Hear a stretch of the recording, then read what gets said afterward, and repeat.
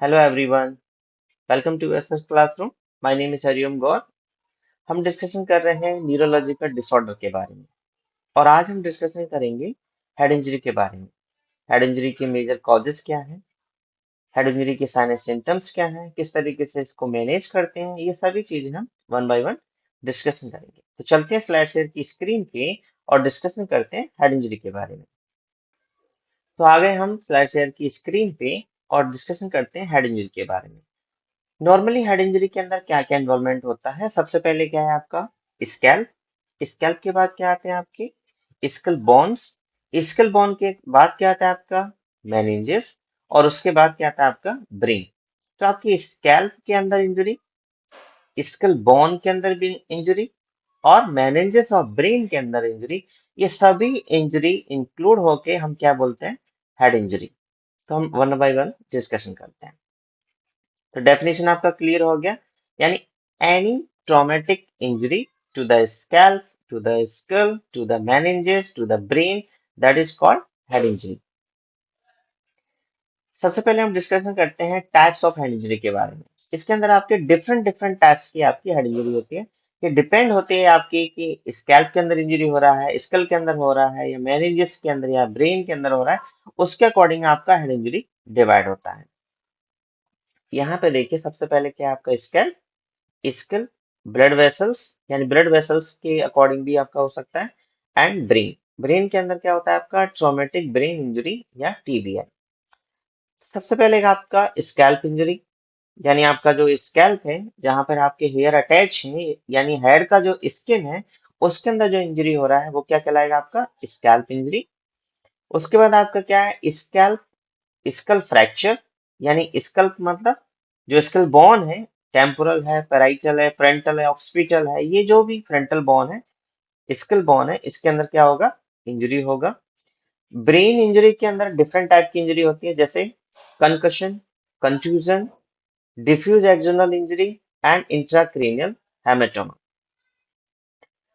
Concussion क्या होता है? मान लीजिए आपके ब्रेन के अंदर माइनर इंजरी होता है, आप किसी हार्ड ऑब्जेक्ट से जाकर के टकराते हैं तो आपका माइनर इंजरी होता है, और आप 5 to 10 मिनट्स के लिए क्या हो जाते हैं? सेमी कॉन्शियस टाइप की स्ट्रक्चर में आ जाते हैं। तो उसे हम क्या कहते हैं? कंकशन। कंफ्यूजन में क्या होता है, आपने देखा होगा कि हेड इंजरी होने के बाद कुछ स्मॉल पार्ट आपका ब्लूइश नजर आने लग जाता है, कुछ स्मॉल सा पार्ट आपका स्किन से बल्ज भी हो जाता है, जैसे ट्यूमर लाइक स्ट्रक्चर बन जाता है, और उसका कलर कैसा है? ब्लू नजर आने लग जाता है। मतलब इंटरनल ब्लीडिंग जो आपका स्कैल्प के अंदर होता है वो क्या कहलाता है? आपका कंफ्यूजन। थर्ड है आपका diffuse axonal injury. Diffuse axonal injury के अंदर क्या है? आपकी जो ब्रेन के अंदर जो डिफरेंट टाइप की नर्व्स होती हैं उसके अंदर जो इंजरी होगा वो क्या कहलाएगा? आपका diffuse axonal injury. And intracranial haematoma. Intracranial haematoma का मतलब क्या है?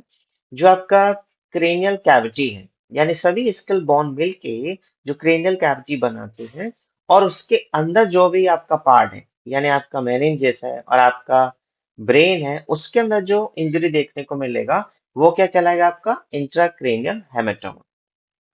अब उस क्रेनियल कैविटी के अंदर आपको क्या क्या डिफरेंट टाइप की इंजरी देखने को मिल सकता है? फॉर एग्जाम्पल, एपिड्यूरल हेमाटोमा, यानी ड्यूरा मैटर से जस्ट ऊपर आपका वहां पर ब्लीडिंग देखने को मिलेगा और क्लॉट देखने को मिलेगा। अगर आपको ब्लीडिंग देखने को मिलता है तो क्या कहलाएगा? Epidural haemorrhage. अगर वो क्लॉट हो जाता है तब क्या कहलाएगा? Epidural hematoma. सबड्यूरल हेमेटोमा, जो आपके सबड्यूरल स्पेस है वहां पर आपको हेमेटोमा देखने को मिलेगा। इंट्रा सेरिब्रल हेमेटोमा, सेरिब्रल मतलब सेरिब्रम के अंदर, हेमिस्फीयर के अंदर, ब्रेन के टिश्यू के अंदर ब्लीडिंग देखने को मिलेगा। एंड सब अराकनॉइड हेमेटोमा मतलब इनर लेयर जो आपका पायामेटर है और ब्रेन का स्ट्रक्चर है उसके बीच में अगर ब्लीडिंग देखने को मिल रहा है तो सब अराकनॉइड हेमरेज। एंड क्लॉट देखने को मिल रहा है तो आपका सब अराकनॉइड हेमेटोमा कहलाएगा। अब ये सभी टाइप्स हम जो है वन बाय वन डिस्कशन करेंगे। सबसे पहले आपका स्कैल्प इंजरी है। तो यहाँ पे क्या होता है? वुंड टू द स्कैल्प, यानी आपके स्कैल्प के अंदर जो आपका स्किन है उसके अंदर कोई वुंड हो जाए, वो भी आपका स्कैल्प इंजरी है। कोई कट्स, कोई कट लग जाए, या स्क्रैप्स कुछ खरोंच आ जाती है, या ब्रूइस यानी ब्लू कलर हो जाता है यानी इंटरनल ब्लीडिंग हो जाती है, एंड स्वेलिंग और ट्यूमर टाइप का स्ट्रक्चर फॉर्म हो जाता है। ये सभी सिम्टम्स कहाँ पे आ रहे हैं आपके स्कैल्प के अंदर, तो ये क्या कहलाएगा आपका स्कैल्प इंजरी। स्कैल्प इंजरी के बाद आता है आपका स्कल फ्रैक्चर यानी स्कल इंजरी। अब स्कल के अंदर क्या है, आपका फ्रंटल बोन है, टेम्पोरल है, पैराइटल है, ऑक्सीपिटल है, स्पेनॉइड है, इथेमॉइड है। ये सभी बोन्स मिलकर क्या बनाती हैं, आपका क्रेनियल कैविटी बनाती हैं। अब ये स्कल बोन के अंदर जो भी फ्रैक्चर होगा वो क्या कहलाएगा, स्कल फ्रैक्चर। अब इस स्कल के अंदर डिफरेंट डिफरेंट टाइप के आपके फ्रैक्चर देखने को मिलता है। जो मेजर टाइप्स है उसमें क्या है, simple skull fracture, linear skull fracture, depress skull fracture, basilar skull fracture, comminuted, compound and diastatic. अब ये टाइप्स में क्या होता है, ये सारी चीजें हम वन बाय वन डिस्कशन करेंगे। सबसे पहले सिंपल स्कल फ्रैक्चर। सिंपल नाम से पता ही चल रहा है कि फ्रैक्चर हुआ है बट सिंपल हुआ है। सिंपल के अंदर क्या है, आपका स्किन ब्रेक नहीं हुआ है, यानी आपका जो स्कल है उसके अंदर आपका माइनर फ्रैक्चर देखने को मिल रहा है जब आप सीटी स्कैन एमआरआई में देख रहे हैं। पर आप देख पा रहे हैं सुपरफिशियली आपकी स्किन के अंदर कोई भी कट नहीं लगा हुआ है, कोई भी ब्रूसेस नहीं है, कोई भी स्वेलिंग नहीं है, ट्यूमर का भी फॉर्मेशन नहीं है, कुछ भी आपका स्किन के अंदर नहीं हुआ है। बट इंटरनली क्या हुआ है, आपका स्कल के अंदर फ्रैक्चर हुआ है, यानी स्कैल्प आपका इंटैक्ट है, कोई भी टीयरिंग वियरिंग कट्स नहीं लगे हुए हैं आपका, लेकिन क्या हुआ है, स्कल के अंदर फ्रैक्चर हो गया। अगर इस टाइप का अगर आपको फ्रैक्चर देखने को मिलता है तो वो क्या कहलाएगा, आपका सिंपल स्कल फ्रैक्चर। इसके अंदर स्कैल्प में माइनर इंजरीज मतलब थोड़ा बहुत स्वेलिंग देखने को मिल सकता है, बट कोई भी कट्स वगैरह आपको देखने को नहीं मिलेंगे। सेकंड है आपका लीनियर स्कल फ्रैक्चर। लीनियर का मतलब है एक स्मॉल थिन लाइक फ्रैक्चर। जब आप देखोगे तो हेयर लाइन जो स्ट्रक्चर होता है, जैसे आपका स्कैल्प के ऊपर बहुत माइनर हेयर रहता है, वैसे ही आपका एक स्ट्रक्चर अगर फॉर्म होता है, एक थिन लाइन ड्रॉ होता है फ्रैक्चर के द्वारा, तो वो क्या कहलाएगा, लीनियर स्कल फ्रैक्चर। जैसे यहाँ पर आप देख पा रहे हैं, ये आपका स्कल है और इसके अंदर जो रेड मार्क आपको नजर आ रहा है, रेड लाइन नजर आ रहा है, ये आपका क्या हुआ है, फ्रैक्चर हुआ है। तो इस तरीके से जो माइनर आपको थिन लाइन टाइप में अगर आपको फ्रैक्चर नजर आता है, तो उस फ्रैक्चर को हम क्या बोलेंगे, लीनियर स्कल फ्रैक्चर। नेक्स्ट है आपका डिप्रेस स्कल फ्रैक्चर। डिप्रेस नाम से पता चल रहा है कि स्कल का कुछ पार्ट आपके इनसाइड की ओर डिप्रेस हो गया, मतलब push inwards toward the brain, brain की साइड में स्कल का कुछ पार्ट अंदर की साइड डिप्रेस हो गया। यहाँ पे आप इमेज में देखिए, ये स्कल है और ये पार्ट क्या हो गया है, इनसाइड की ओर यानी ब्रेन की ओर चला गया है। अगर जब आप सीटी स्कैन करेंगे, एमआरआई करेंगे, तो आपका स्कल इस तरीके से नजर आएगा। और ये जो पार्ट आप देख पा रहे हैं, यहाँ पे क्या हुआ है, स्कल का पार्ट क्या हुआ है, यानी बोन का पार्ट क्या हुआ, अंदर की साइड डिप्रेस हो गया। यहाँ पे ये देख पा रहे हैं इमेज, यहाँ पे क्या हुआ, डिप्रेस हो गया। तो अगर ऐसा इंजरी आपको लगता है जिसके अंदर आपका बोन का शेप ही चेंज हो जाता है, स्कल का शेप ही चेंज हो जाता है, स्कल का कुछ पार्ट आपके ब्रेन के इनसाइड जो है डिप्रेस हो जाता है, तो इस फ्रैक्चर को हम क्या बोलते हैं, डिप्रेस स्कल फ्रैक्चर। नेक्स्ट है आपका बेसिलर स्कल फ्रैक्चर। बेसिलर का स्कल फ्रैक्चर का मतलब है बेस ऑफ द स्कल। जो आपका स्कल का जो बेस है वहां पर अगर आपको फ्रैक्चर देखने को मिलता है, that is called basilar skull fracture. इसके अंदर आपको वन और मोर बोन के अंदर ब्रेक देखने को मिलेगा। ब्रेक का मतलब फ्रैक्चर देखने को मिलेगा।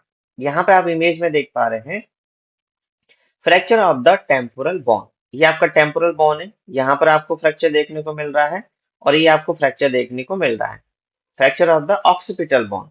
अब आपका टेम्पोरल बोन के अंदर भी फ्रैक्चर देखने को मिल रहा है, और आपका ऑक्सीपिटल बोन में भी फ्रैक्चर देखने को मिल रहा है। तो ये आपका किस टाइप का फ्रैक्चर है, बेसिलर स्कल फ्रैक्चर। नेक्स्ट है आपका कम्युनिटेड स्कल फ्रैक्चर। कम्युनिकेट का मतलब होता है कम्युनिकेशन।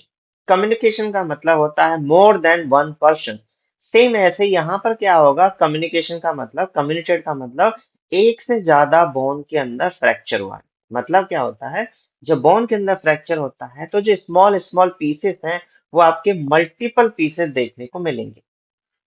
आपका किसी भी बोन में हो सकता है, चाहे वो फ्रंटल बोन है, ऑक्सीपिटल है, टेम्पोरल है, ऑक्सीपिटल है, पेराइटल है, किसी भी बोन के अंदर फ्रैक्चर हुआ और उसके स्मॉल स्मॉल पीसेस बहुत सारे बन गए, तो वो क्या कहलाएगा, आपका communicated skull fracture.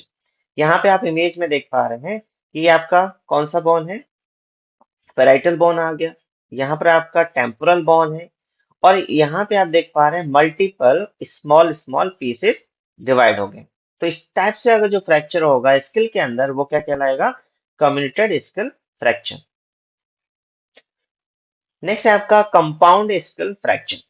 Compound skill fracture के अंदर क्या होता है, सबसे पहले डिप्रेस स्किल फ्रैक्चर होगा। अगर डिप्रेस होने के बाद अगर आपको ब्रेन का एक्सपोजर हो रहा है, मतलब अगर आप स्कल को देख रहे हैं तो स्कल बोन आपका इनसाइड चला गया है और आपको ब्रेन का एक्सपोजर हो रहा है, मतलब आप ब्रेन को अपनी आंखों से देख सकते हैं। तो इस टाइप का जो फ्रैक्चर हो रहा है वो क्या कहलाएगा, कंपाउंड स्कल फ्रैक्चर। यहाँ पे आप देखिए आपके दो टाइप के फ्रैक्चर दिखाई दे रहे हैं यहाँ पे। पहला है आपका डिप्रेस स्कल फ्रैक्चर, जिसके अंदर स्कल का पार्ट डिप्रेस हुआ है, बट इस वाले फ्रैक्चर के अंदर आपको ब्रेन का एक्सपोजर नहीं हो रहा है, मतलब यहाँ पर आपको ब्रेन नजर नहीं आएगा। सेकंड में आप देखिए, यहाँ पर स्कल बोन आपको नजर नहीं आ रहा है, लेकिन आपको क्या है, ब्रेन का एक्सपोजर हो रहा है। यहाँ की जो बोन है वो आपके ब्रेन के अंदर चली गई है और ब्रेन आपका एक्सपोज हो रहा है, यानी यहाँ से आपको अपनी आंखों से ब्रेन को देख सकते हैं। तो ये क्या कहलाएगा, आपका कंपाउंड स्कल फ्रैक्चर। नेक्स्ट है आपका डायस्टेटिक स्कल फ्रैक्चर। डायस्टेटिक स्कल फ्रैक्चर का मतलब है जहां पर आपके स्विचेस होते हैं वहां पर आपका फ्रैक्चर देखने को मिलेगा। स्विचर आप नॉर्मली जानते हैं, ये आपका एंटीरियर फॉन्टेनल्स है, ये आपका पोस्टीरियर फॉन्टेनल्स है। एंटीरियर फॉन्टेनल्स को हम फ्रंटल फॉन्टेनल्स भी बोलते हैं एंड पोस्टीरियर फॉन्टेनल्स को ऑक्सीपिटल फॉन्टेनल्स भी बोलते हैं। और फॉन्टेनल्स क्या होते हैं, जब बर्थ बेबी का बर्थ होता है तब एंटीरियर पार्ट और पोस्टीरियर पार्ट में कुछ स्पेस ऑक्युपाई होता है। ये जो आप स्पेस होता है, ये आपका स्पेस ओपन होता है, जिसे हम क्या कहते हैं, anterior fontanelles and posterior fontanelles. Adult के अंदर क्या होता है, ये जो स्पेस है ये क्लोज हो जाते हैं, बिल्कुल भी स्पेस नहीं रहता है। तो इसके अंदर जो डिफरेंट डिफरेंट आपकी बोन है, जैसे मान लीजिए पेराइटल पेराइटल बोन है, टेम्पोरल बोन है, ऑक्सीपिटल बोन है, ये बोन आपस में किस तरीके से फ्यूज होती है। तो जो फ्यूज होती हैं वो किसके द्वारा होती हैं, स्विचेस के द्वारा, बाय द बर्थ itself होती हैं, कुछ आपकी ड्यूरिंग द लाइफ स्टाइल होती हैं। तो यहाँ पर क्या होता है, आपके जैसे कोरोनल स्विचर है, सेजाइटल स्विचर है, लैम्बोडर्डल स्विचर है, ऑक्सीपिटल स्विचर है। तो ये आपके जो स्विचर हैं उस स्विचर की लाइन पर अगर आपको फ्रैक्चर देखने को मिलता है वो कहलाएगा आपका डायस्टेटिक स्कल फ्रैक्चर। जैसे यहाँ पे देखिए, ये आपका पेराइटल बोन है, ये आपका पेराइटल बोन है और इन दोनों के बीच में यहाँ पर ये जो रेड लाइन आपको नजर आ रहा है, ये क्या हुआ है, आपका फ्रैक्चर। और ये कौन सा स्विचर है दोनों के बीच में, सजाइटल स्विचर। तो ये जो सजाइटल स्विचर है, इन स्विचर की लाइन पर क्या देखने को मिल रहा है, फ्रैक्चर देखने को मिल रहा है। ये फ्रैक्चर आपका यहाँ पे भी हो सकता है, यहाँ पे भी हो सकता है, यहाँ पे भी हो सकता है, ऑक्सीपिटल में भी हो सकता है, लेकिन कहाँ पर होगा, जहां पर आपका स्विचर प्रेजेंट है वहां पर ये फ्रैक्चर देखने को मिलेगा। तो ये क्या कहलाएगा, डायस्टेटिक स्कल फ्रैक्चर।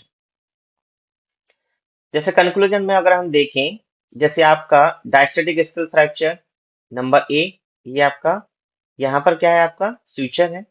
नेक्स्ट आपका डिप्रेस स्कल फ्रैक्चर बी, इस तरीके से आपको देखने को मिलेगा, तो ये डिप्रेस है। अगर इसी डिप्रेस के अंदर अगर आपको बोन का एक्सपोज हो जाए तो क्या कहलाएगा, कंपाउंड। सी आपका लीनियर फ्रैक्चर, ये जो लीनियर है, एक हेयर लाइन का स्ट्रक्चर, एक थिन लाइन का स्ट्रक्चर अगर आपको देखने को मिल रहा है तो आपका लीनियर फ्रैक्चर है।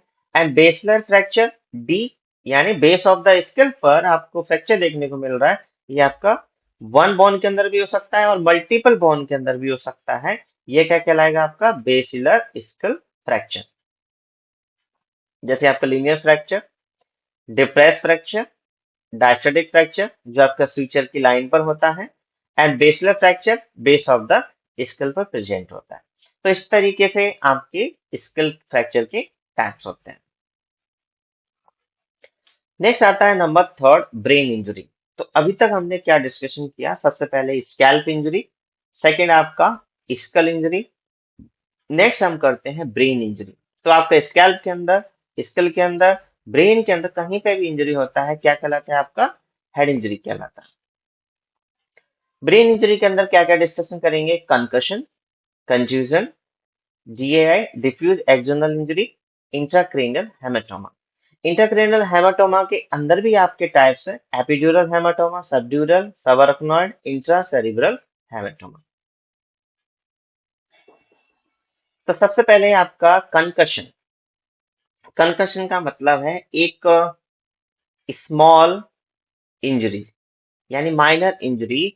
जब आप किसी हार्ड ऑब्जेक्ट से जाकर के टच हो जाते हैं, थोड़ा फोर्सफुली टच हो जाते हैं, तब सडनली आपको एक अनकॉन्शियस जैसा फीलिंग आता है। मान लीजिए आप रोड पे जा रहे हैं, सडनली आप किसी हार्ड पार्ट से टकरा गए, जैसे आपको इमेज में नजर आ रहा है। तो जैसे ही आप टकराते हैं तो आपको क्या होता है, सडनली आप ऐसे अनकॉन्शियस टाइप का हो जाते हैं, डिजीनेस आने लग जाता है, आपको चक्कर आने लग जाता है, नोजिया वॉमिटिंग जैसा फीलिंग आने लग जाता है। और अनकॉन्शियस ज्यादा टाइम के लिए नहीं है, लेकिन अंडर 5 मिनट्स के लिए अगर या 10 मिनट्स के लिए अगर आप बेहोश होते हैं सेमी कॉन्शियस टाइप में, तो ये क्या कहलाता है, कंकशन कहलाता है। यहाँ पे देख पा रहे हैं आप, फाइटिंग के अंदर जब कभी फाइट करते हैं तो ब्रेन आपस में क्या हो जाते हैं, अटैच हो जाते हैं, उस टाइम भी आपका ये इंजरी देखने को मिलता है। तो कंकशन का मतलब क्या है, माइनर ट्रॉमेटिक ब्रेन इंजरी। वो किसकी वजह से भी हो सकता है, ब्लो की भी वजह से हो सकता है, जोल्ट की वजह से भी हो सकता है, ये जो ब्लो जॉइंट आप देख पा रहे हैं। एंड किस तरीके से फीलिंग आएगा, अनकॉन्शियस टाइप का फीलिंग आएगा, और कुछ सिम्टम जैसे नोजिया, वॉमिटिंग एंड डिजीनेस देखने को मिलेगा। डिजीनेस मतलब थोड़ा बहुत आपको चक्कर देखने को मिलेगा, वर्टिगो सेंसेशन आपको फीलिंग होगा। कंफ्यूजन, कंफ्यूजन को हम ब्रूइस भी बोलते हैं। ब्रूस के अंदर क्या होता है, एक आपका ब्लीडिंग देखने को मिलता है सराउंडिंग टिश्यू के अंदर। जैसे ही आपने कुछ टकराए हैं किसी हार्ड ऑब्जेक्ट से, तो सडनली आपने देखा होगा वहां पर एक ट्यूमर टाइप का फॉर्म हो जाता है। ट्यूमर टाइप का फॉर्मेशन किसकी वजह से हुआ है, जो इंटरनल ब्लीडिंग हुआ है तो वो आपका ब्लूस नजर आने लग जाता है।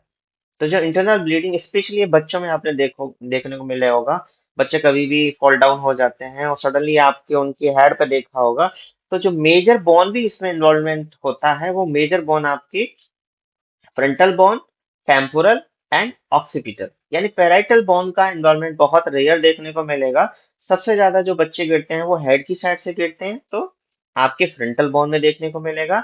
साइड से गिरते हैं तो टेम्पोरल बोन में देखने को मिलेगा। तो इसके अंदर क्या होता है, कंफ्यूजन के अंदर ब्लीडिंग आपकी सराउंडिंग टिश्यू के अंदर हो जाती है, जिसकी वजह से आपको ब्लूइश टाइप का आपका ट्यूमर फॉर्मेशन हो जाता है। नेक्स्ट है आपका diffuse axonal injury. Diffuse axonal injury का मतलब क्या होता है, damage of the brain cells. जो आपकी ब्रेन की सेल्स हैं वो क्या हो जाती हैं, आपकी डैमेज हो जाती हैं। तो एक्सोनल का मतलब होता है एक्सॉन। जो आपके न्यूरॉन्स का स्ट्रक्चर होता है उसके अंदर जो आपका एक्सॉन होता है, स्पेशली उसके अंदर क्या हो जाता है, ब्रेक हो जाता है। एक्सॉन आपकी डिस्ट्रैक्ट हो जाती है। जैसे आप इमेज में देख पा रहे हैं, ये आपका नॉर्मल स्ट्रक्चर है न्यूरॉन्स का, और यहाँ पे देख पा रहे हैं न्यूरॉन क्या हो गया, कट हो गया, न्यूरॉन सेपरेट हो गया। तो ये क्या कहलाएगा, आपका डिफ्यूज एक्सोनल इंजरी, जिसके अंदर क्या है, आपका ब्लीडिंग देखने को नहीं मिलेगा, लेकिन ब्रेन सेल्स डैमेज होगा। ब्रेन सेल डैमेज होने की वजह से क्या होगा, आपका एक्सोन्स डैमेज हो जाएगा, जिसकी वजह से आपको ब्रेन के अंदर स्वेलिंग देखने को मिल सकता है। नेक्स्ट है आपका इंट्राक्रेनियल हेमेटोमा। इंट्राक्रेनियल हेमेटोमा हमने डिस्कशन किया कि इसके अंदर डिफरेंट डिफरेंट पार्ट्स पे आपको ब्लीडिंग देखने को मिलेगा, और जिस पार्ट पर आपको ब्लीडिंग देखने को मिलेगा उसी के अकॉर्डिंग उसका हेमेटोमा फॉर्म होता है। फॉर एग्जांपल यहाँ पर देख पा रहे हैं आप एपिड्यूरल हेमेटोमा। एपिड्यूरल का मतलब क्या है, ड्यूरामेटर जो आपका मेनिंजेस लेयर है, ड्यूरामेटर उससे जस्ट एबव। तो यहाँ पे आप देख पा रहे हैं ये आपका स्किल बोन है और ये आपका ड्यूरामेटर है। तो ड्यूरामेटर से ऊपर और स्किल के बीच में जो हेमाटोमा का फॉर्मेशन होगा वो क्या कहलाएगा? Epidural haematoma. सब ड्यूरल हेमाटोमा का मतलब क्या है? सब ड्यूरल स्पेस के अंदर, यानी आपका बीच में क्या आएगा? आपका ये आपका लेयर कौन सा होगा? ऊपर ड्यूरामेटर, उसके बाद अराक्नोइड मैटर, और अराक्नोइड मैटर और ड्यूरा मैटर के बीच में जो स्पेस है, यानी सब ड्यूरल जो स्पेस है उसके अंदर आपको हेमाटोमा देखने को मिलेगा। वो क्या कहलाएगा? सब ड्यूरल हेमाटोमा। उसके बाद आपका सब अराक्नोइड हेमाटोमा। सब अराक्नोइड का मतलब क्या है? आपका ब्रेन सेल्स, यानी ब्रेन का स्ट्रक्चर, और लास्ट में लेयर कौन सा है? आपका पाया मैटर। उसके बीच में जो आपको ब्लीडिंग देखने को मिलेगा वो क्या कहलाएगा? सब अराक्नोइड हेमाटोमा या हेमरेज। नेक्स्ट है आपका ब्रेन के टिश्यू के अंदर, यानी इंटरनली ब्रेन के टिश्यू के अंदर कहीं भी अगर आपको ब्लीडिंग देखने को मिलती है तो इंट्रा सेरिब्रल हेमेटोमा, जिसे हम इंट्रा पेरेन्काइमल हेमेटोमा या हेमरेज भी बोलते हैं। Epidural haematoma, blood collect between the skull and the dura matter, यानी आपका ये स्कल हो गया और ये जो ब्लू नजर आ रहा है आपको, ये क्या है? आपका ड्यूरा मैटर। इसके बीच में जो हेमेटोमा हुआ है that is called epidural hematoma. Subdural hematoma, between the dura mater and arachnoid mater के बीच में जो भी ब्लीडिंग हो रहा है, हेमरेज, ब्लड क्लॉट हो गया, हेमाटोमा।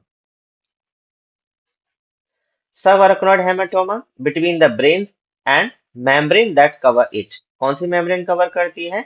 पाया मैटर। तो पाया मैटर और ब्रेन के बीच में जो भी आपको ब्लीडिंग देखने को मिलेगा, जैसे यहाँ पर ये ब्लीडिंग देखने को मिल रहा है, ये आपका क्या है? सब अरकनॉइड हेमरेज। लास्ट है आपका इंट्रासेरिब्रल हेमाटोमा, यानी ब्रेन के टिश्यू के अंदर, जिसे हम स्ट्रोक भी बोलते हैं, इंटरनल हेमरेजिक स्ट्रोक भी बोलते हैं, या इंट्रा पेरेन्काइमल हेमाटोमा भी बोलते हैं। जो ब्रेन के टिश्यू के अंदर जो ब्लीडिंग देखने को मिलेगा, हेमरेज एंड ब्लड क्लॉट्स देखने को मिलेगा, that is called intra parenchymal haematoma या इंट्रा सेरिब्रल हेमाटोमा। तो ये आपने जो है टाइप्स के बारे में डिस्कशन किया। नेक्स्ट हम डिस्कशन करेंगे कॉजेस के बारे में, कि जो हेड इंजरी के मेजर कॉजेस क्या हैं जिसकी वजह से आपको हेड इंजरी होता है। जिसके अंदर मेजर कॉजेस में आता है आपका ट्रॉमा। ट्रॉमा आपका ब्लंट ऑब्जेक्ट से भी हो सकता है, पेनिट्रेटिंग ऑब्जेक्ट से भी हो सकता है। Explosion and blast injuries. Explosion blast injury का मतलब कहीं पे बॉम्ब ब्लास्ट अगर हो जाता है उसकी वजह से भी आपका हो सकता है। Workplace industrial accident, recreational accident, media medical conditions and domestic and house hold accidents. तो ये मेजर कॉजेस को हम वन बाय वन डिस्कशन करते हैं। तो ट्रॉमा ब्लंट और पेनिट्रेटिंग में सबसे पहले आते हैं जैसे फॉल्स। सडनली आप रोड पे जा रहे हैं और सडनली आप फॉल हो जाते हैं तो आपको हेड इंजरी देखने को मिल सकता है। मोटर व्हीकल एक्सीडेंट जो आपके सबसे ज्यादा देखने को मिलते हैं, जिसके अंदर आपका आरटीए रोड ट्रैफिक एक्सीडेंट के केसेस आते हैं। अपने हॉस्पिटल में भी देखा होगा बहुत सारे केसेस आते हैं, तो वो आपका क्या है? Motor vehicle accident. नेक्स्ट आपने देखा होगा स्पोर्ट्स इंजरी के अंदर, जिस तरीके से स्पोर्ट्स खेलते हैं और आपस में ब्रेन से ब्रेन आपस में टकरा जाते हैं उसकी वजह से भी आपको इंजरी हो सकती है। फिजिकल असॉल्ट, जैसे कुछ घरों में आपने देखा होगा लड़ाई झगड़े होते हैं, आपस में एक दूसरे को मारते हैं, तो उसकी वजह से भी आपको हेड इंजरी देखने को मिल सकता है। एंड गन शॉट, तो ये डायरेक्ट आपका इंजरी देखने को मिल सकता है। नॉर्मली जो गन शॉट से इंजरी देखने को मिलेगा वो आपको कंपाउंड इंजरी देखने को मिलेगा, यानी आपका ब्रेन के अंदर जो है ओपनिंग हो जाती है और आप ब्रेन का एक्सपोजर हो जाता है। टाइप्स ऑफ ब्लंट इंजरी के अंदर आपका दो टाइप्स आता है। ब्लंट इंजरी का मतलब होता है किसी नुकीली पार्ट से अगर आपको इंजरी हो रहा है, वो आपका क्या कहलाता है? ब्लंट इंजरी कहलाता है। यानी कोई भी फिजिकल इंजरी होता है जो आपका फोर्सफुली हो रहा है, यानी दो आपस में जो ऑब्जेक्ट हैं वो बहुत तेजी से आपस में टकरा रहे हैं, that is called physical injury done by the forceful impact. लेकिन इसके अंदर क्या है? विदाउट ब्रेकिंग द स्किन, यानी स्किन के अंदर यानी स्कैल्प के अंदर कोई इंजरी नहीं होगा, कोई भी फ्रिक्शन नहीं होगा, कोई भी इरोजन नहीं आएगा, लेकिन आपका स्कल के अंदर आपको इंजरी देखने को मिलेगा। इसके अंदर कौन कौन से टाइप्स आते हैं? आपके coups, and contrecoup brain injury देखने को मिलेगा। कॉप्स एंड काउंट्री कॉप्स को आप इस इमेज से समझिए। जैसे ही आप हार्ड ऑब्जेक्ट से टकराते हैं, आपका ब्रेन आपके एक्सटर्नल पार्ट से इंटरनली टच हो जाता है। यानी ब्रेन आपका मूवमेंट करता है और जैसे ही आप टकराते हैं तो सामने जो हार्ड ऑब्जेक्ट है, स्केल बोन है, तो आपका ब्रेन क्या हुआ, आगे की ओर मूवमेंट किया। जैसे ही आप टकराए, आगे की ओर मूवमेंट किया और आपका ब्रेन जो है एंटीरियर पार्ट क्या हो गया, आपका डैमेज हो गया। तो इस तरीके से अगर आपकी एक्टिविटी होती है तो वो क्या कहलाती है, आपकी प्राइमरी इम्पैक्ट या काउप्स, जिसके अंदर क्या होता है, brain strike the skill on the side of the impact. ये आपका साइड ऑफ द इम्पैक्ट है, यानी ये एक्टिविटी यहाँ पर कंप्लीट हो रही है और आपका ब्रेन क्या हो रहा है, आगे की ओर आकर के स्कल बोन से टकरा रहा है। तो ये क्या कहलाएगा, आपका coups injury, coups brain injury. Secondary impact का मतलब क्या है, काउंट्री काउप्स। काउंट्री काउप का मतलब है जस्ट अपोजिट ऑफ द काउप्स। यहाँ पर फ्रंटल में टकरा रहा था, यहाँ पर कहां पर अटैच होगा, ऑक्सीपिटल से। तो यहाँ पर आपका जो ब्रेन का इंजरी होगा वो किससे होगा, आपका ऑक्सीपिटल पार्ट जो है ब्रेन का इंजर्ड होगा। तो इस तरीके से अगर फ्रंट में अगर इंजरी होता है काउप्स, एंड जस्ट बैक में अगर इंजरी होता है तो आपका काउंट्री काउप। यानी इसको प्राइमरी इंपैक्ट भी बोल सकते हैं, इसको हम सेकेंडरी इंपैक्ट भी बोल सकते हैं। सेकेंड है आपका explosion and blast injuries. Explosion blast injury normally आप जानते हैं, जैसे बॉम्ब ब्लास्ट होती है, सडनली आप वहां पर खड़े हुए हैं और बॉम्ब ब्लास्ट होता है, तो उस तरीके से अगर आपको इंजरी होता है तो आप किसकी वजह से इंजरी हुआ है, एक्सप्लोजन और ब्लास्ट इंजरी की वजह से। इसकी वजह से भी आपको थ्री टाइप्स का इंजरी देखने को मिलेगा, primary blast injury, secondary blast injury and tertiary blast injury. Primary blast injury जब होगा जब आपका जो एक्सप्लोजन है, यानी एक्सप्लोजन जो पार्ट्स है, उससे आपका ब्लास्ट वेव जो है आपसे आकर के डायरेक्ट इंजरी कर रहे हैं। जैसे आप बॉम्ब ब्लास्ट के बहुत नियर बाई खड़े हुए हैं और जैसे ही वो ब्लास्ट होता है और उसकी जो वेव्स हैं डायरेक्ट आपको इंजरी करती हैं, तो ये आपका क्या कहलाएगा, primary blast injury. Secondary blast injury में क्या होगा, जो आपकी मिसाइल्स होती हैं वो आपको इंजरी करती हैं, तो आपका क्या कहलाएगा, सेकेंडरी ब्लास्ट इंजरी। टर्सरी में क्या होता है, जैसे ही आप ब्लास्ट हुआ, आप एनवायरमेंट में मूवमेंट जा करके और बहुत दूर जा करके अगर आप गिरते हैं और किसी हार्ड ऑब्जेक्ट से जा करके टकराते हैं, तो वहां पर क्या होगा, आपको टर्सरी ब्लास्ट इंजरी। नेक्स्ट है आपका वर्क प्लेस और इंडस्ट्रियल एक्सीडेंट। वर्क प्लेस में आपने देखा होगा कुछ मशीन्स वगैरह रहती हैं या वर्कर हैं जो काम कर रहे हैं और सडनली क्या होते हैं, फॉल डाउन हो जाते हैं, तो उसकी वजह से जो इंजरी देखने को मिलता है वो क्या कहलाएगा, आपका वर्क प्लेस और इंडस्ट्रियल एक्सीडेंट। रिक्रिएशनल एक्सीडेंट में आपने देखा होगा कुछ लोग स्विमिंग करने जाते हैं, तो वो क्या करते हैं, वाटर का आपको पता नहीं है, पानी का लेवल आपको पता नहीं है कितना है, तो आप क्या करते हैं, डायरेक्ट अंदर जाते हैं और फ्लोर से बेस से आप टकरा जाते हैं और आपको हेड इंजरी हो जाता है। कुछ आप एक्सट्रीम स्पोर्ट इंजरी करते हैं, कुछ आप स्टंट करते हैं, उसकी वजह से भी आप फॉल डाउन हो जाते हैं और आपको इंजरी हो जाता है। मेडिकल कंडीशंस में कुछ डिजीज कंडीशन होती हैं जिसकी वजह से हम अनकंट्रोल मूवमेंट करते हैं, फॉर एग्जांपल सीजर्स आते हैं, आपको फिट्स आते हैं। उस कंडीशन में क्या होता है, आपका बॉडी जो है अनकंट्रोल मूवमेंट करता है और सराउंडिंग में क्या है, बहुत हार्ड ऑब्जेक्ट रखे रहते हैं और उनसे हम जो है अटैच हो जाते हैं, फोर्सफुली टच हो जाते हैं और आपको फिजिकल हेड इंजरी देखने को मिलता है। नेक्स्ट मेडिकल कंडीशन में आपको स्ट्रोक और एन्यूरिज्म, जो ऑलरेडी हम स्ट्रोक की डिजीज के अंदर डिस्कशन कर चुके हैं। स्ट्रोक में क्या है, आपका इंटरनल ब्लीडिंग हो गया, जैसे आपका हेमरेज हो गया, हेमरेजिक स्ट्रोक हो गया। एन्युरिज्म के अंदर क्या है, जैसे बैलून टाइप का आपका स्ट्रक्चर आर्टरीज के अंदर देखने को मिल रहा है और वो ब्लास्ट हो गया, पंचर हो गया, तो उसकी वजह से क्या होगा, आपको ब्लीडिंग देखने को मिलता है। तो ये कुछ मेडिकल कंडीशन है जो आपके हेमरेज और हेमाटोमा स्पेशली सेरिब्रम के अंदर देखने को मिल सकता है। नेक्स्ट आपका domestic and house hold accident, जो आपको घर में नॉर्मली देखने को मिलता है।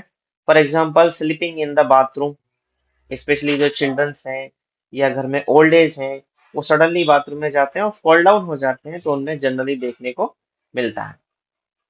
ट्रिपिंग ओवर ऑब्जेक्ट का मतलब क्या है? अनइवन फ्लोर है, यानी फ्लोर आपका एक अच्छे से नहीं बना हुआ है और स्टेयर आपका अच्छे से नहीं है, तो आप क्या करते हैं? स्लिप हो जाते हैं। उस टाइप से भी आपको इंजरी देखने को मिल सकता है, जिसे हम बोलते हैं tripping over object. Falling from the bed और फर्नीचर, बेड से गिर जाते हैं, फर्नीचर से गिर जाते हैं, स्पेशली जो बच्चे हैं या ओल्ड एज पीपल हैं, वो सडनली डोमेस्टिक और हाउस होल्ड एक्सीडेंट में जनरली देखने को आपको मिलता है। तो ये हमने कॉजेस के बारे में डिस्कशन किया। नेक्स्ट डिस्कशन करते हैं पैथोफिजियोलॉजी, यानी किस तरीके से आपकी जो इंजरी है वो जनरेट होती है। तो इसके अंदर सबसे पहले क्या है आपका? Head trauma. हेड ट्रॉमा आपका ब्लंट ऑब्जेक्ट से भी हो सकता है, पेनिट्रेटिंग इंजरी से भी हो सकता है। ब्लंट ट्रॉमा मतलब किसी नुकीली चीज से आपको इंजरी हो रहा है। पेनिट्रेटिंग का मतलब किसी शार्प इंजरी से भी हो रहा है। उसकी वजह से क्या होगा? आपका प्राइमरी ब्रेन इंजरी देखने को मिलेगा। प्राइमरी ब्रेन इंजरी का मतलब डायरेक्ट ऑब्जेक्ट से जो आपको इंजरी हो रहा है, that is called primary brain injury. जो आपका इमीडिएट डैमेज हो रहा है, क्या क्या हो सकता है प्राइमरी ब्रेन इंजरी के अंदर? Skull fracture, brain confusion, haemorrhage, आपका एपिड्यूरल, सबड्यूरल, इंट्रासेरिब्रल देखने को मिल सकता है, डिफ्यूज एक्सटर्नल इंजरी। तो जो आपका इमीडिएट डैमेज हुआ है ब्रेन के अंदर, तो आपको ये जो सिम्टम्स हैं आपको देखने को मिल सकता है। सेकेंडरी ब्रेन इंजरी के अंदर यानी डिले डैमेज, कुछ टाइम बाद देखा होगा आपने कि आपको हेड इंजरी हो गया, सडनली आपको एक स्मॉल ट्यूमर टाइप का फॉर्म हुआ था। कुछ टाइम बाद आप देखते हैं कि वो ट्यूमर का साइज बहुत ज्यादा हो जाता है और इंटरनली भी कुछ साइनस सिम्टम देखने को मिल जाते हैं, जिसके अंदर आपका ब्रेन का स्वेलिंग, एडिमा देखने को मिल सकता है।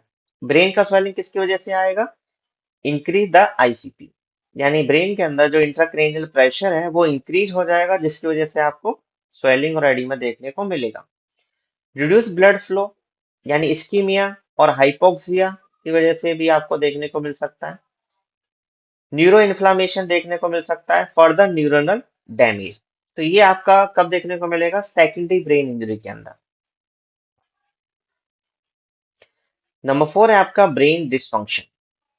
अब लास्ट में आपको कुछ मेजर आपको चेंजेस देखने को मिलेंगे ब्रेन के अंदर। फॉर एग्जांपल अल्टर्ड कॉन्शियसनेस, यानी आप कंफ्यूजन की कंडीशन में जा सकते हैं, या डीप अनकॉन्शियस यानी कोमा की कंडीशन में जा सकते हैं।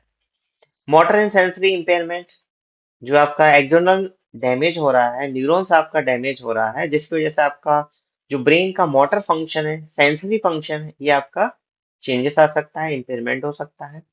कॉग्निटिव एंड बिहेवियरल चेंजेस, जो आपका मेमोरी है, थिंकिंग है, ये भी चेंज देखने को मिल सकता है। और आपका बात करने का तरीका, पर्सनालिटी, ये सारी चीजें देखने को मिल सकता है।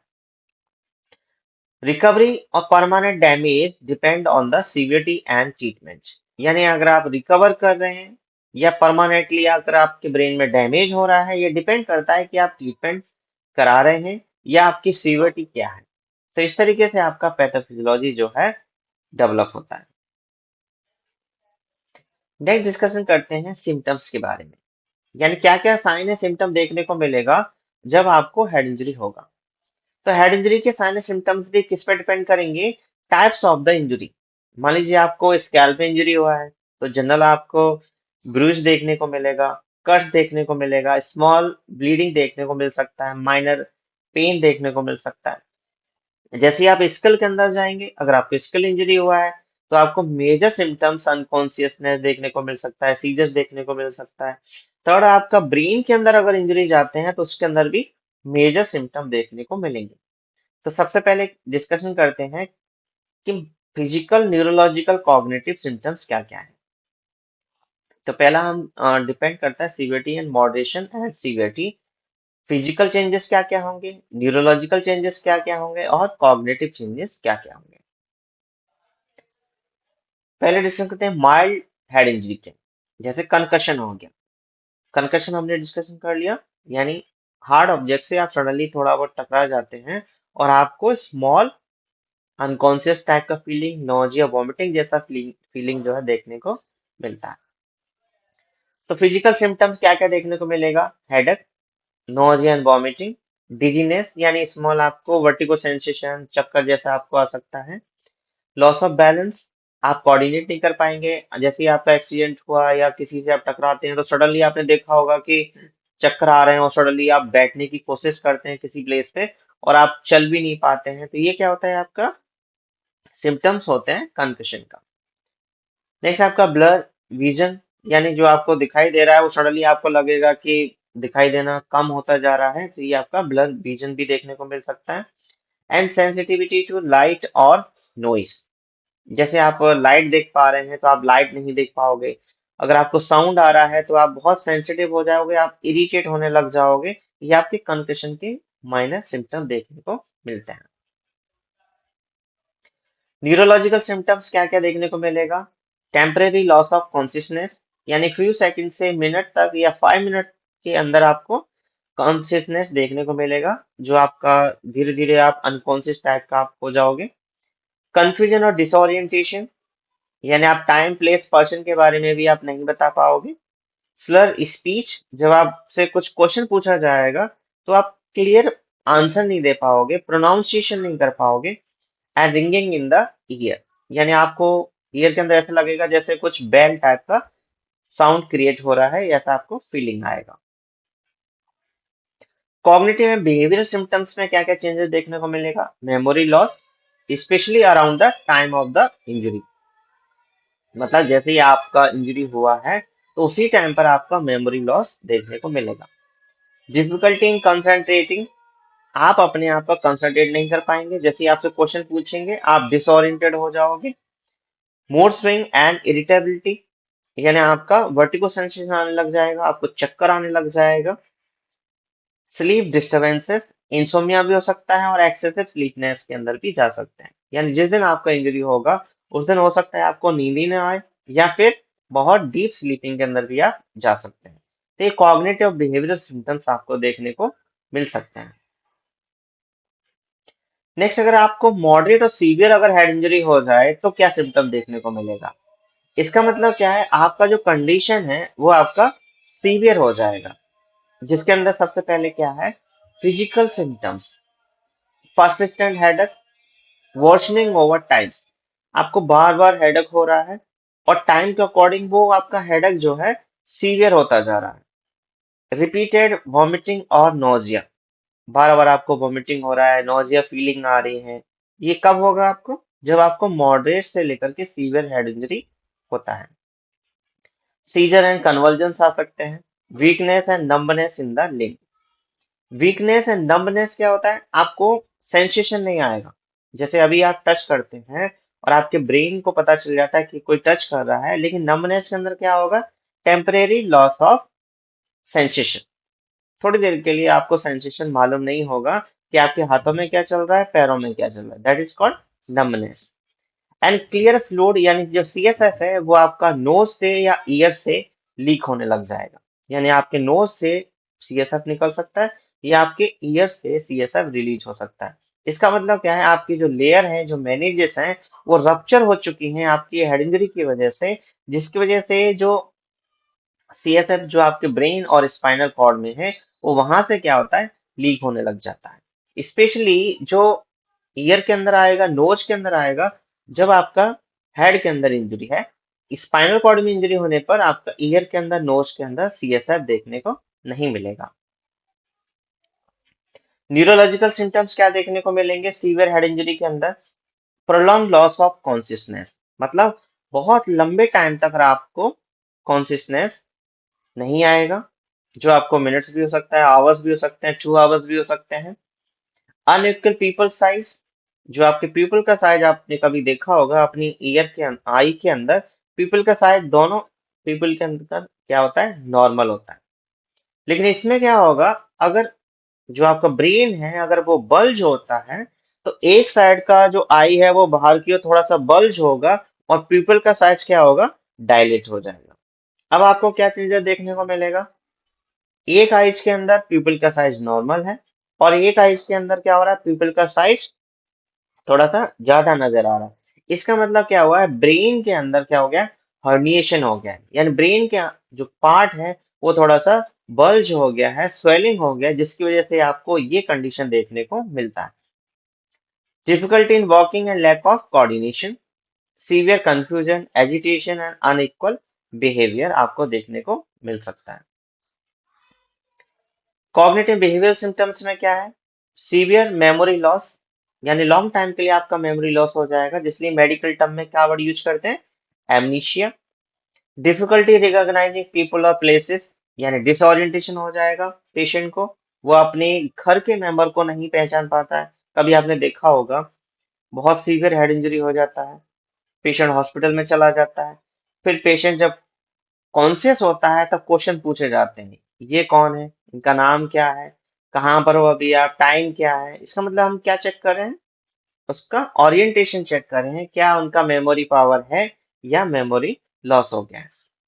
एंड इनएबिलिटी टू स्पीक और अंडरस्टैंड स्पीच, अगर आप स्पीच नहीं कर पाते, मेडिकल टर्म में क्या बोलते हैं? अफेसिया, या जो स्पीच है उसको रिकॉग्नाइज नहीं कर पा रहे हैं, तो आपका ये कंडीशन देखने को मिल सकता है। एंड कोमा, यानी डीप अनकॉन्शियस में पेशेंट जा सकता है, जिससे डिसोरिएंटेशन वगैरह कुछ भी नहीं रहेगा, पेशेंट स्लीपीनेस में रहेगा, तो ये कंडीशन आपको देखने को मिल सकता है। नेक्स्ट हम डिस्कशन करेंगे मेडिकल डायग्नोस्टिक इवैल्यूएशन, यानी क्या क्या आपको डायग्नोसिस देखने को मिलेगा जिसकी वजह से हम आइडेंटिफाई कर पाए कि पेशेंट के ब्रेन के अंदर क्या प्रॉब्लम है। जिसके अंदर इन्वेस्टिगेशन में सबसे पहले हम क्या करते हैं? Clinical assessment. क्लिनिकल असेसमेंट में आप हिस्ट्री टेकिंग करेंगे, उसके बाद फिजिकल एग्जामिनेशन। सेकंड आपको रेडियोलॉजिकल असेसमेंट में आप सीटी स्कैन और एमआरआई करना है। एंड थर्ड आपका लेबोरेटरी टेस्ट जैसे सीबीसी, पीटीआईएनआर, प्रोथ्रोम्बिन, आईएनआर का मतलब international ratio, and CSF analysis. तो सबसे पहले क्या है क्लिनिकल असेसमेंट के अंदर? History taking.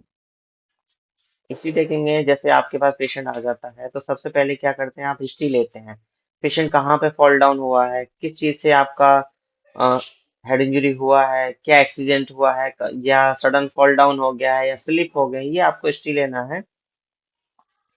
Duration and severity of the unconsciousness, अगर मान लीजिए पेशेंट अनकॉन्शियसनेस में है तो आप रिलेटिव से पूछना है कि कितना ड्यूरेशन हो गया है इनको इस कंडीशन के अंदर।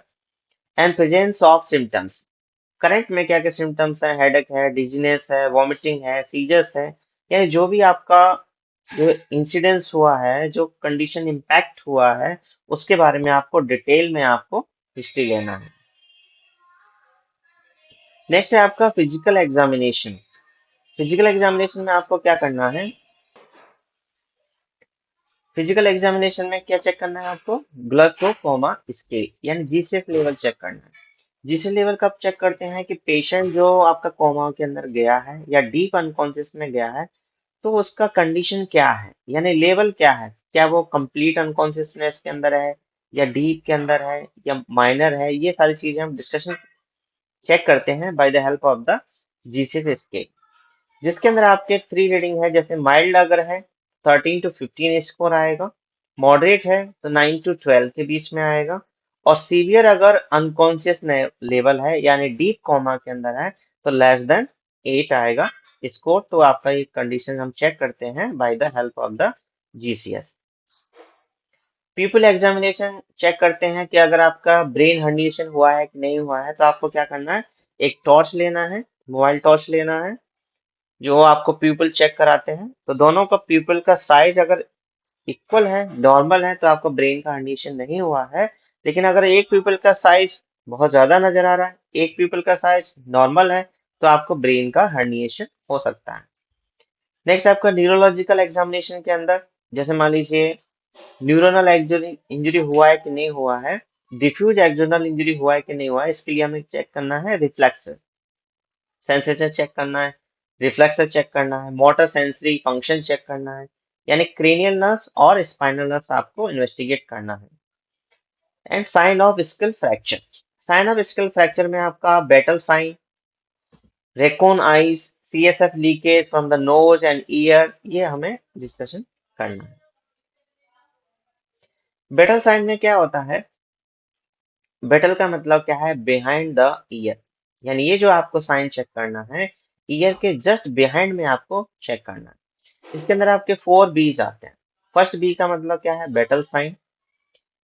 सेकंड बी का मतलब क्या है? Bruises seen. आपको ये चेक करना है कि ब्रूसेस हुआ है कि नहीं हुआ है। कोई ब्रूस यानी आपका पर्पल कलर या ब्लैक कलर या ब्लूइश कलर नजर आ रहा है कि नहीं आ रहा है। बेसिलर स्किल फ्रैक्चर हुआ है कि नहीं हुआ है। एंड बिहाइंड द ईयर, ये सारी चीजें आपको चेक करना है बिहाइंड द ईयर। तो आपको जो बैटल साइन अगर पॉजिटिव आएगा तो आपको इस तरीके से आपको ईयर के जस्ट बिहाइंड में आपको ये इमेज देखने को मिलेगा। इस तरीके से आपका जो पर्पल कलर का, रेड कलर का जो आपको मार्क नजर आ रहा है, इस इमेज में आप देखिए ये जो मार्क नजर आ रहे हैं, इसका मतलब क्या है? Battle sign is positive. Next आपका रिकून आइज। रिकून आइज का मतलब क्या है? यहाँ पे देखिए ये आपका नॉर्मल आइज है।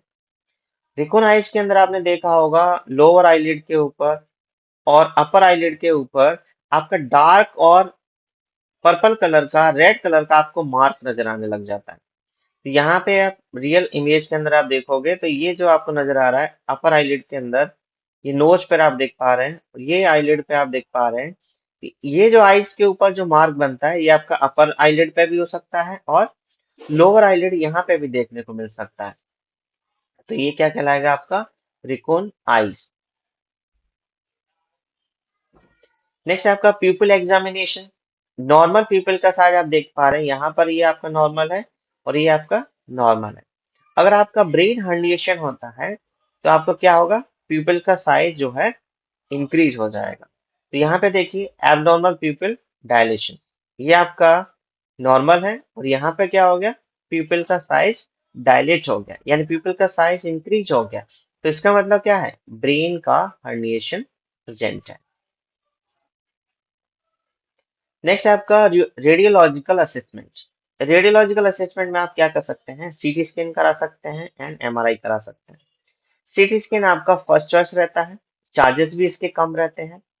इससे क्या क्या देखने को आपको मिल सकता है? स्किल फ्रैक्चर, हैमरेज आप फाइंड आउट कर सकते हैं, एपिड्यूरल, सबड्यूरल, सब अर्थनोइड, कंफ्यूजन आप पता लगा सकते हैं एंड ब्रेन का स्वेलिंग फाइंड आउट कर सकते हैं।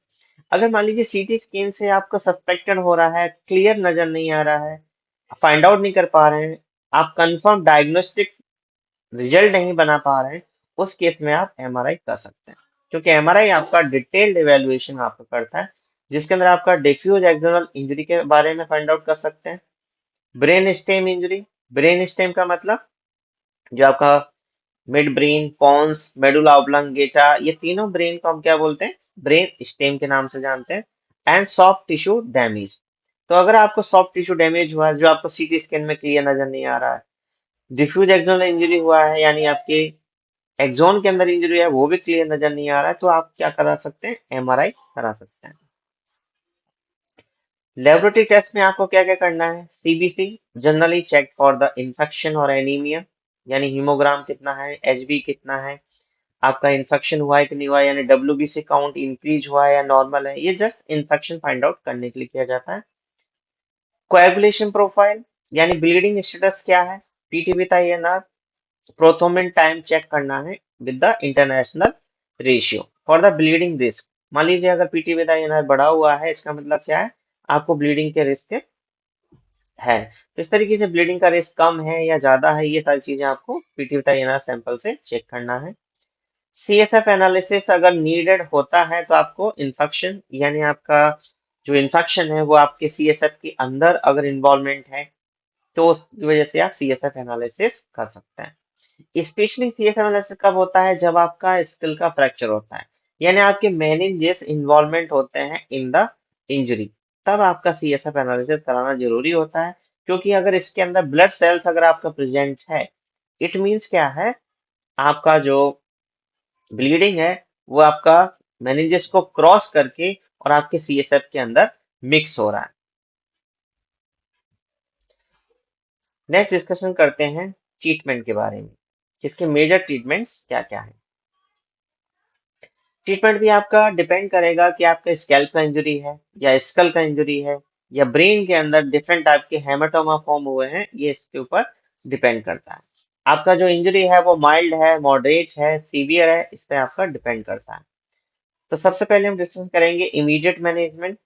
यानी आपको हेड इंजरी हो जाए तो सबसे पहले आपको क्या मैनेजमेंट करना है। उसके बाद डिपेंड मैनेजमेंट करेंगे based on the severity. Severity किस पर डिपेंड करेगा कि आपका जीसीएस लेवल क्या है। अगर आप डीप अनकॉन्शियसनेस में है उसका ट्रीटमेंट कैसे करना है, मॉडरेट टू सीवियर कैसे करना है, माइल्ड का कैसे करना है। एंड लास्ट में हम करेंगे रिहेबिलिटेशन लॉन्ग टर्म केयर, यानी लॉन्ग टर्म के लिए आपको क्या क्या केयर प्रोवाइड करना है। तो जैसे ही आपको हेड इंजरी होता है सबसे पहले आपको क्या करना है, एबीसी अप्रोच क्रिएट करना है। यानी सबसे पहले एयरवे, उसके बाद ब्रीथिंग एंड सर्कुलेशन। ये आपके नॉर्मली इमरजेंसी कंडीशन में चेक करते हैं। एक्सेप्ट देन द कार्डियक, यानी कार्डियक की कंडीशन में आपका सीएबी अप्रोच चलता है। सबसे पहले सर्कुलेशन, उसके बाद एयरवे, उसके बाद ब्रीथिंग।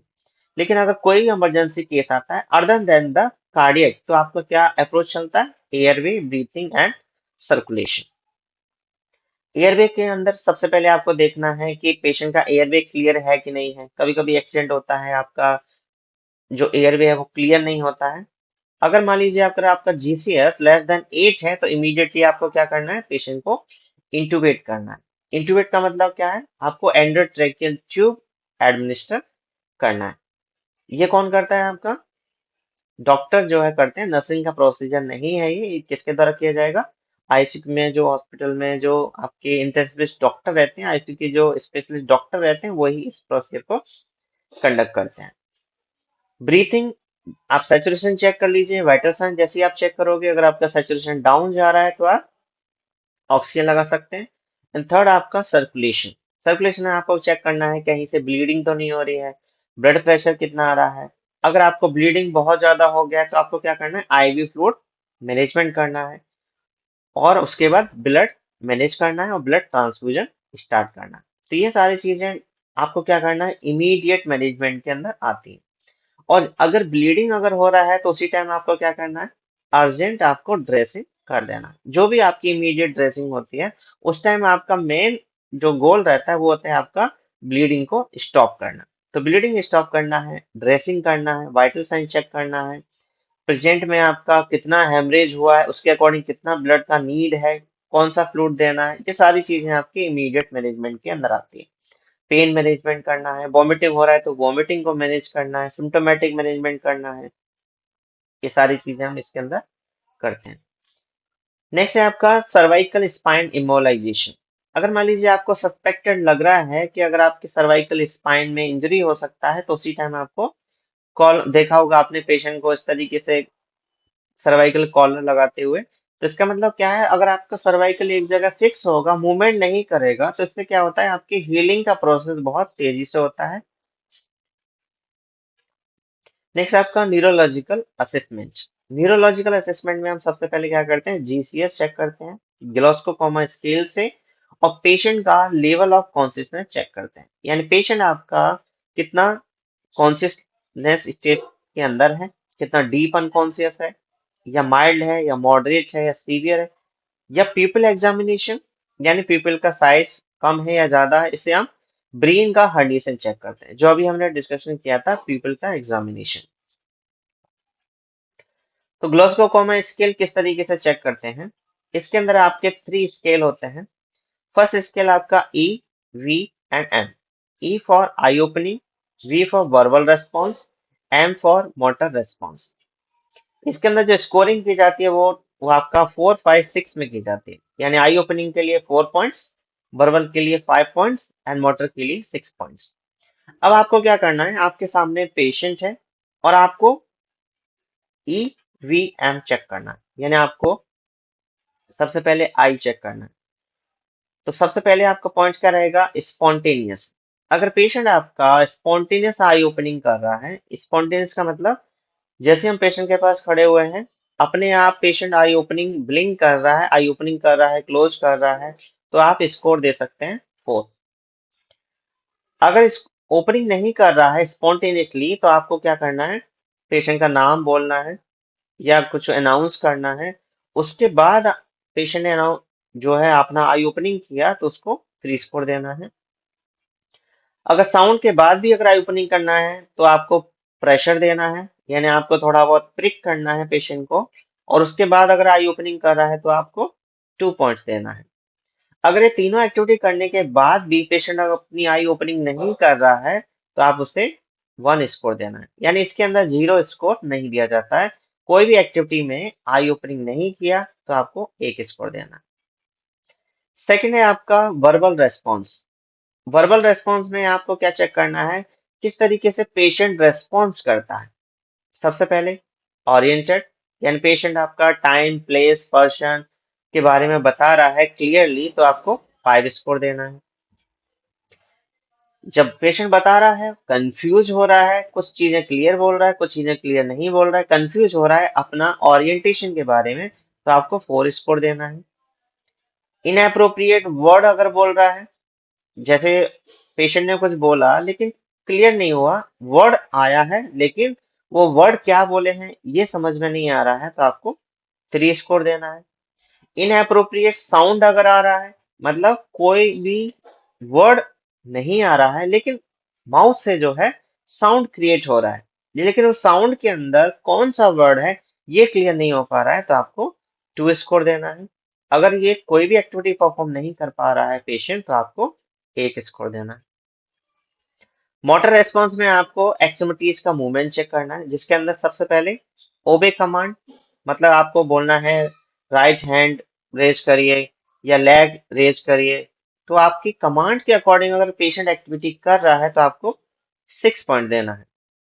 लोकलाइज पेन, आप किसी पर्टिकुलर पार्ट पे अगर आप पेन कर रहे हैं और पेशेंट क्या कर रहा है, अपने एक्सट्रीमिटीज को मूवमेंट कर रहा है। मान लीजिए आपने किसी हैंड्स को प्रिक किया और पेशेंट ने उसके अगेंस्ट में फ्लेक्शन किया, तो ये क्या होता है, आपका 5 पॉइंट देना है।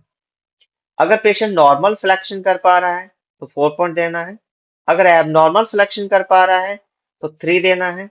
अगर एबनॉर्मल एक्सटेंशन क्रिएट कर रहा है तो 2 पॉइंट देना है। फ्लेक्शन एक्सटेंशन आप जानते हैं, नियर बाई बॉडी के अगर जाते हैं तो आपका फ्लेक्शन, अगर बॉडी से अगर अवे जाते हैं तो आपका एक्सटेंशन।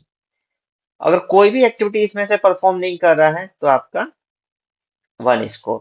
इट मीन्स जो जीसीएस स्कोर का स्केल का जो मिनिमम स्कोर होता है वो आपका 3 एंड मैक्सिमम स्कोर जो होता है वो आपका 15 होता है।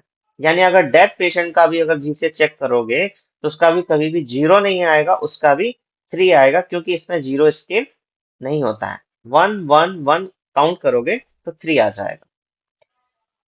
जैसे आपने ईवीएम चेक कर लिया, ई का स्कोर कितना है, वी का कितना है, एम का कितना है, उसके बाद टोटल काउंट करते हैं। अगर आपका 13 और 15 के बीच में आ रहा है तो आपका माइल्ड है, यानी आपका जो पेशेंट है वो माइल्ड अनकॉन्शियसनेस लेवल के अंदर है।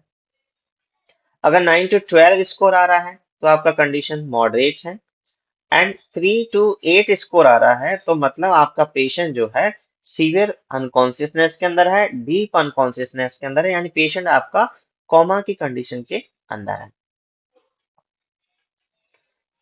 नेक्स्ट मैनेजमेंट करते हैं बेस्ड ऑन द सीवियरिटी। तो अगर मान लीजिए आपका जो जीसीएस स्कोर है वो 13 और 15 के बीच में है, 13 है, 14 है, 15 है, तो आपको माइल्ड हेड इंजरी है और उसका आपको मैनेजमेंट करना है।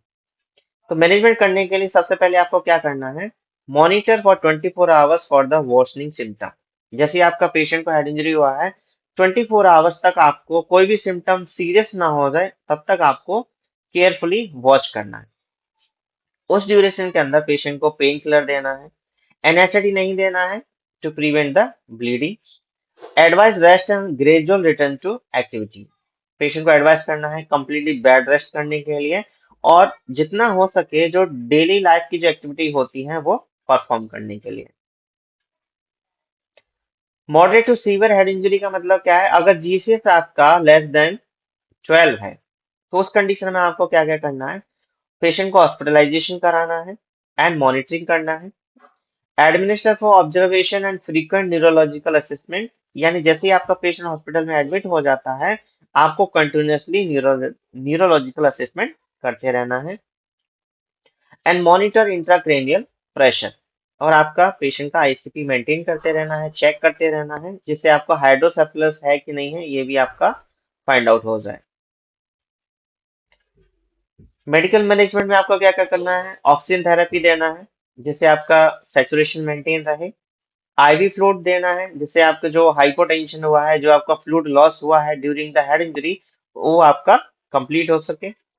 एंटी कन्वर्जेंट मेडिसिन देना है। अगर आपको सीजर्स आ रहे हैं, फिट्स आ रहे हैं, या आपको रिस्क है, तो उस कंडीशन में आपको anti convergent drugs like carbamazepine, phenytoin, valproic acid, gabapentin etcetera जो मेडिसिन होती है वो आपको एडमिनिस्टर करना है।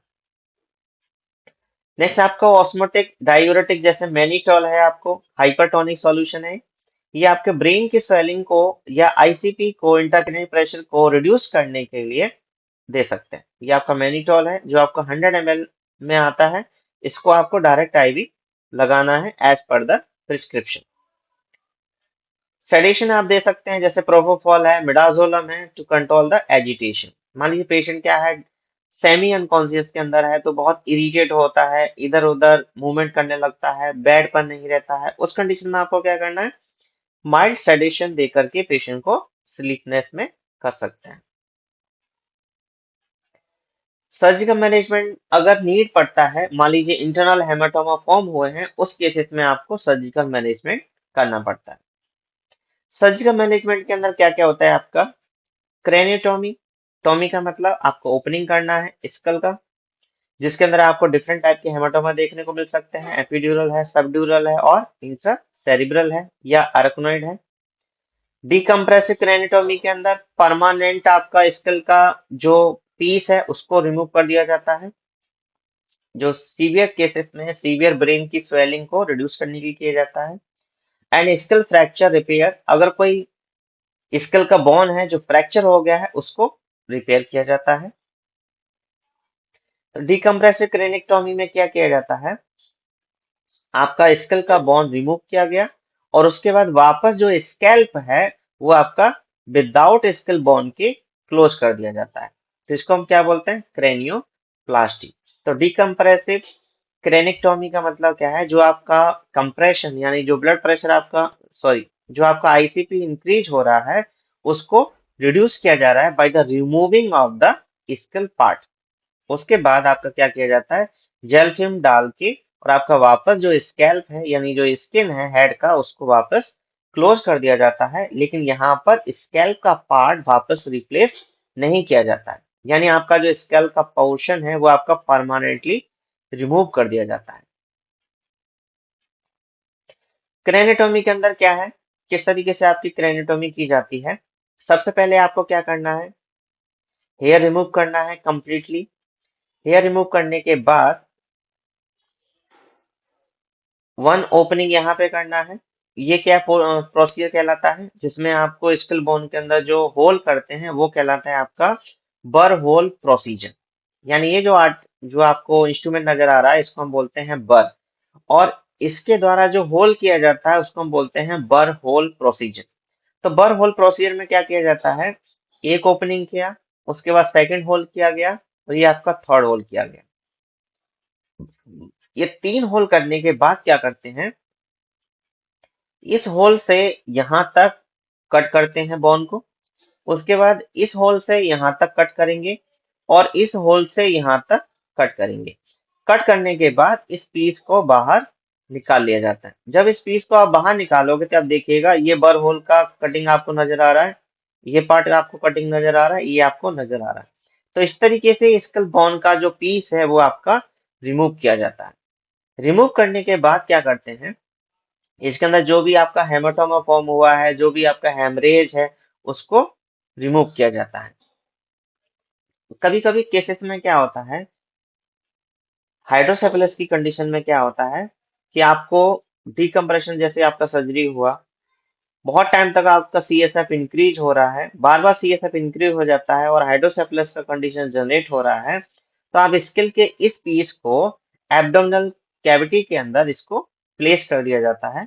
और जब आपका हाइड्रोसेफेलस का कंडीशन आने वाले टाइम में जब नॉर्मल हो जाता है, तो इस पीस को एब्डोमिनल कैविटी से निकाल के और वापस आपके क्रेनियल बोन के अंदर वापस इसको रिप्लेस कर दिया जाता है और आपकी स्टेपलर कर दी जाती है। किस तरीके से प्रोसीजर क्या किया जाता है, सबसे पहले आपका प्री ऑपरेटिव प्रिपरेशन करना है। प्री ऑपरेटिव प्रिपरेशन में क्या क्या करना है, पेशेंट का इवैल्यूएशन करना है, न्यूरोलॉजिकल असेसमेंट करना है, सीटी स्कैन, एमआरआई, जो भी आपके ब्लड टेस्ट रहते हैं जो आप बिफोर प्रोसीजर कराते हैं according to the doctor advice, वो आपको सभी करना है। Consent and anaesthesia, general anaesthesia आपको एडमिनिस्टर करना है। कंसेंट लेना है, पेशेंट के रिलेटिव से लेना है, अगर पेशेंट कॉन्शियस है तो पेशेंट के कंसेंट लेना है। सेविंग एंड स्टेलाइजेशन, पेशेंट का जिस साइड का आपको प्रोसीजर होने वाला है तो पूरे स्किल पे आपको क्या करना है, सेव करना है, यानी हेयर को रिमूव करना है और स्टेलाइजेशन टेक्निक के अकॉर्डिंग उसको क्लीन करना है। सेकंड आपका है इंट्रा ऑपरेटिव, यानी ऑपरेशन थिएटर के अंदर आपको क्या क्या करना है। तो सबसे पहले हमने बोला आपको इंसिजन लगाना है स्किल ओपनिंग के लिए, तो सबसे पहले आपको 3 होल करना है, बर होल के द्वारा आपस में कटिंग करके, और आपको पीस को बाहर निकालना है, जो हम क्या बोलते हैं, बर होल इज ड्रिल्ड, यानी बर होल के द्वारा ओपनिंग की जाती है। उसके बाद जो बोन का जो फ्लैप है उसको रिमूव किया जाता है। जैसे रिमूव करोगे ब्रेन आपका एक्सपोज होगा, उसके बाद आपका ड्यूरा मैटर, अकनॉन मैटर, पाया मैटर, जो भी आपका लेयर है वो आपको ओपनिंग करना है, ब्रेन तक अगर आपको जाना है, हेमाटोमा रिमूव करना है, ये सारी चीजें आपको करना है। क्लोजर क्या करना है, क्लोजर में क्या करना है आपको, ड्यूरा इज स्यूचर्ड बैक, ड्यूरामीटर आपको वापस करना है। बॉन फ्लैप इज रिपोजिशन, तो इस केसेस में क्या होता है, बोन को वापस आपके स्किल के अंदर रिप्लेस कर दिया जाता है in case of the haematoma. Haematoma आपने निकाल दिया, बोन आपने रिप्लेस कर दिया, जो भी आपका हेमाटोमा हुआ था उसको आपने ट्रीट कर दिया। लेकिन अगर सीएसएफ के केसेस में कभी डिजीज कंडीशन में क्या होता है, बार बार अगर सीएसएफ का अमाउंट इंक्रीज हो जाता है, उस केस में आपका ये जो फ्लैप है, ये जो बोन का फ्लैप है, ये आपके एब्डोमिनल कैविटी में प्लेस कर दिया जाता है, और बिना फ्लैप को वापस किए ड्यूरामेटर को और स्कैल्प को क्लोज कर दिया जाता है। तो इस कंडीशन को बाद में जब नॉर्मल कंडीशन हो जाती है तो वापस एब्डोमिनल कैविटी से लेकर के और इसको रिप्लेस करके प्लेट्स के द्वारा और स्क्रू के द्वारा इसको अटैच कर दिया जाता है। पोस्ट ऑपरेटिव केयर में क्या करना है आपको, आईसीयू के अंदर जैसे ऑपरेशन हो के आ गया पेशेंट का, तो न्यूरोलॉजिकल असेसमेंट करना है कि पेशेंट का कंडीशन सीवियर तो नहीं हो गया है, ऐसा तो नहीं है कि मेमोरी लॉस हो गया, कॉग्निटिव लॉस हो गया। वाइटल साइन चेक करना है, आईसीपी चेक करना है, इंट्राक्रैनियल प्रेशर कितना है, pain and infection control check करना है, एंटीबायोटिक एंड एनाल्जेसिक्स मेडिसिन देना है, क्योंकि आफ्टर द प्रोसीजर क्या होगा, पेशेंट को सीवियर पेन होता है। थर्ड आपका रिहैबिलिटेशन लॉन्ग टर्म केयर, मान लीजिए पोस्ट ऑफ केयर भी हो गया आपका, तो कुछ केसेस में क्या होता है, आपकी जो थेरेपी है वो बहुत लॉन्ग टाइम के लिए चलती है, तो उसमें आपका क्या है, फिजियोथेरेपी। अगर मान लीजिए पेशेंट को किसी पार्ट में वीकनेस है या पैरालिसिस हो गया है, तो लॉन्ग टाइम के लिए उसका फिजियोथेरेपी चलता है। स्पीच थेरेपी, पेशेंट बोल नहीं पा रहा है या स्लर स्पीच हो रहा है, प्रोनाउंसिएशन सही से नहीं कर पा रहा है, उस केसेस में पेशेंट को स्पीच थेरेपी दिया जाता है। कॉग्निटिव थेरेपी, साइकोलॉजिकल सपोर्ट में क्या करना है, जैसे पेशेंट एंजाइटी में है, डिप्रेशन में है या पर्सनालिटी चेंजेस है। कभी कभी आपने देखा होगा कि पेशेंट को जब ब्रेन इंजरी होता है तो डिसओरिएंटेड हो जाता है, उसका मेमोरी पावर चला जाता है, अपने घर वालों को भी भूल जाता है, अगर कुछ याद भी आता है तो डिप्रेशन एंजाइटी में चला जाता है, उसका स्कल ओपन हो गया, अब वो लॉन्ग टाइम अपनी नॉर्मल लाइफ नहीं जी पाएगा, तो बहुत सारी केसेस में क्या एंजाइटी डिप्रेशन हो जाता है, तो ऐसे केसेस में आपको साइकोलॉजिकल सपोर्ट देना है। कॉम्प्लिकेशन क्या क्या देखने को मिल सकता है, अगर मान लीजिए हेड इंजरी हुआ है, अगर आपने ट्रीटमेंट टाइम से नहीं लिया तो मेजर कॉम्प्लिकेशन आपको क्या क्या देखने को मिलेगा, लॉस ऑफ कॉन्शियसनेस, जो आपका पेशेंट है वो डीप कोमा के अंदर जा सकता है। इंट्राक्रेनियल हैमरेज, डिफरेंट टाइप का आपका ब्लीडिंग देखने को मिल सकता है क्रेनियल कैविटी के अंदर, जो हमने डिस्कशन किया, एपिड्यूरल हैमरेज है, ड्यूरा ड्यूरल हैमरेज है, सेरिब्रल हैमरेज है या पेरेंकाइमल हैमरेज है। लीकेज ऑफ सीएसएफ, आपका सीएसएफ जो है नोज से ईयर से आपका लीक हो सकता है। ब्रेन हर्निएशन हो सकता है, ब्रेन का जो पार्ट है वो आपका बल्ज हो सकता है। सीजस, कन्वर्जन्स आ सकते हैं, हाइड्रोसेफलस हो सकता है, यानी सीएसएफ का अमाउंट इंक्रीज होके आईसीपी इंक्रीज हो सकता है। डिफरेंट टाइप का आपका ब्रेन के ऊपर प्रेशर जनरेट हो सकता है, जिससे आपके बॉडी के किसी भी पार्ट के अंदर पैरालिसिस जनरेट हो सकता है। क्रेनियल नर्व डैमेज हो सकता है, एंड परमानेंट न्यूरोलॉजिकल डेफिसिट देखने को मिल सकता है। कैसे प्रिवेंट करें कि आपको हेड इंजरी ना हो? तो सबसे पहले ये है कि जब भी आप ट्रेवल करते हैं, हेलमेट का यूज करें। बाइक चलाते हैं, हेलमेट का यूज करें। अगर फोर व्हीलर यूज करते हैं तो use the seat belt. Avoid drunk और डिस्ट्रैक्टिंग ड्राइविंग। ड्रिंक करके कभी भी गाड़ी न चलाएं या बाइक यूज ना करें।